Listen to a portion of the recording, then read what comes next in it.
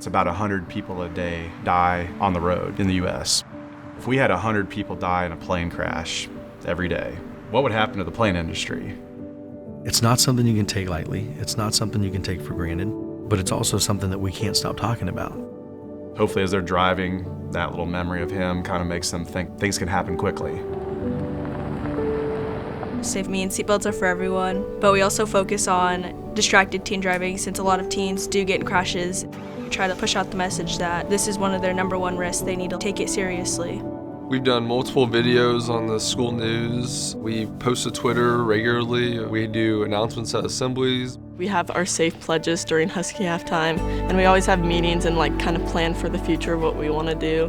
As well as going out, doing seatbelt checks. We would stand and mark people who aren't wearing their seatbelts. They see their peers and their classmates doing this, and they realize it's not just something like the teacher wants us to do it. It's like, well, our classmates believe it too, maybe we should hop on board with this idea. It's definitely huge to have it a peer program instead of it's just handed down by an adult, by a teacher. I just say put on your seatbelt or else I'm getting out of the car. It's a community effort. We can't do it alone. We need teachers, we need parents, we need community members, we need everybody involved. You do have your basic foundation of what safe is. To be truly effective, you have to build it around your community.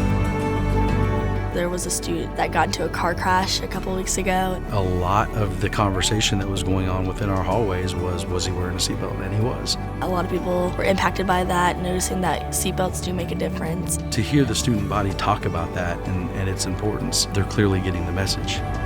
It's a good thing to have in every school. There's a lot of things that Safe Club does that can help students be aware of what they need to really focus on whenever they're driving.